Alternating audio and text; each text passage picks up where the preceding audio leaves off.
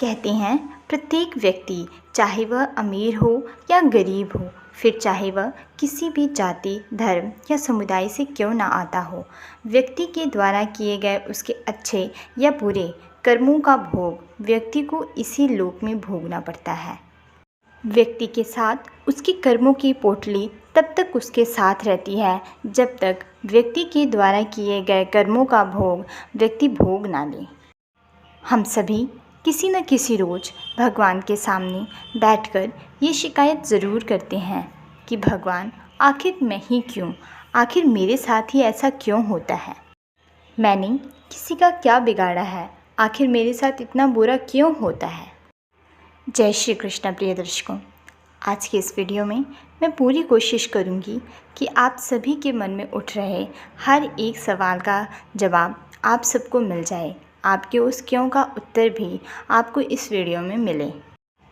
लेकिन इससे पहले हम वीडियो में आगे बढ़ें, मेरा आप सबसे ये गुजारिश रहेगा कि आप सभी प्लीज़ इस चैनल कृष्णा उपदेश को ज़रूर सब्सक्राइब करें और लाइक करें।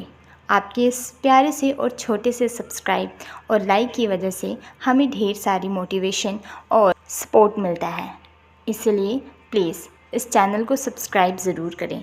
हम सभी अपने बड़े बुज़ुर्गों के मुख से ये ज़रूर सुनते चले आ रहे हैं कि यदि आप अच्छा कर्म करेंगे तो उसका आपको अच्छा फल ही मिलेगा, और वहीं अगर आप बुरे कर्म करेंगे तो उसका परिणाम भी बुरा होगा।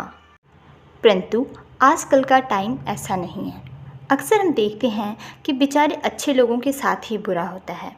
इसके उलट जो बुरे लोग होते हैं वे अच्छे लोगों से कहीं अधिक खुश रहते हैं, उनके पास धन संपत्ति भी अधिक होती है, वे अधिक खुश रहते हैं। ऐसे में अक्सर हम सबके मन में यही ख्याल आता है कि आखिर भगवान ने हमें किस बात की सज़ा दी है, और कई बार तो हम इतने दुखी हो जाते हैं कि भगवान के सामने बैठकर बस भगवान से यही कहते हैं कि आखिर हमें किस बात की सज़ा मिल रही है, आखिर मैं ही इतना दुखी क्यों हूँ इस संसार में। लेकिन मैं आपको बता दूँ कि आजकल का मानव जितना इन सब बातों से अनजान है, उतना ही हमारे वेदों पुराणों से भी बेखबर है। वह पुराणों के बारे में सही से नहीं जानता और न ही उसे गीता का ज्ञान है। परंतु हकीकत तो यह है कि यदि मानव गीता को अपने जीवन में अपना ले तो उसके मन में उठ रहे सभी प्रश्नों के उत्तर उसे स्वयं ही मिल जाएंगे। आइए अब जानते हैं हमारे उस क्यों का उत्तर कि आखिर अच्छे लोगों के साथ बुरा क्यों होता है। भगवत गीता की एक पौराणिक कथा के अनुसार एक बार अर्जुन बहुत देर से बहुत बड़ी दुविधा में थे। वे बहुत चिंतित थे। तब अपनी चिंता को दूर करने के लिए वे भगवान श्री कृष्ण के पास जाते हैं और उनसे हाथ जोड़कर विनती करते हुए कहते हैं, हे माधव, आप तो जानते हैं मेरा मन जब भी व्याकुल होता है या किसी चिंता से चिंतित होता है तो मैं केवल आपके पास ही आता हूँ, क्योंकि मैं ये जानता हूँ कि मेरे सभी प्रश्नों के उत्तर केवल और केवल आप ही दे सकते हैं। अर्जुन की ये बात सुनकर भगवान मुस्कुराते हुए कहते हैं कि हे अर्जुन, बोलो, आखिर तुम्हारा मन किस कारणवश इतना व्याकुल है, इतना चिंतित है।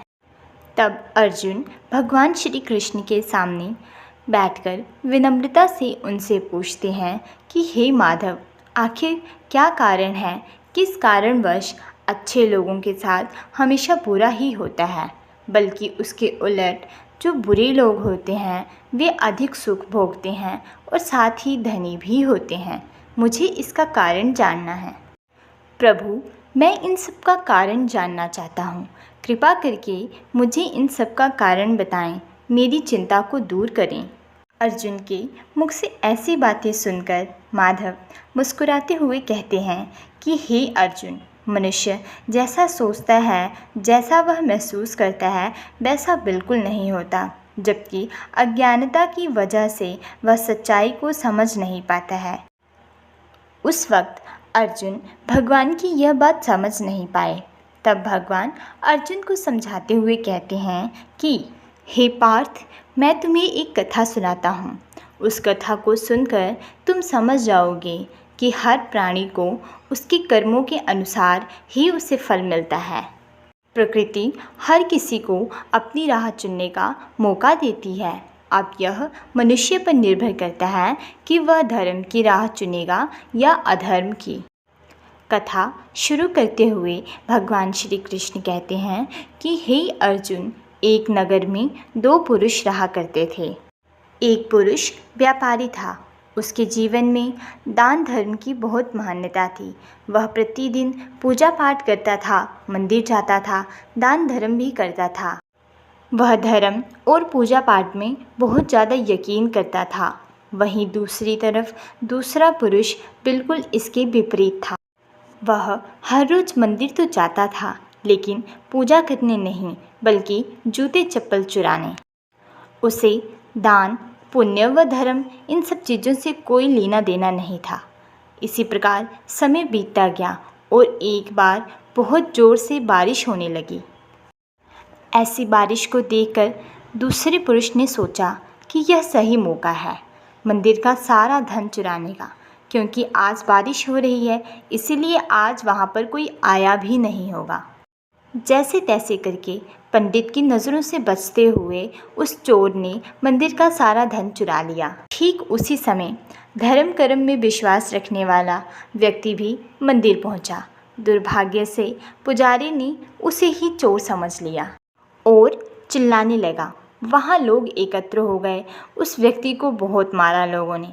बचते बचाते जैसे तैसे वह व्यक्ति वहाँ से बच निकला, तो दुर्भाग्य ने उसका साथ वहाँ पर भी नहीं छोड़ा।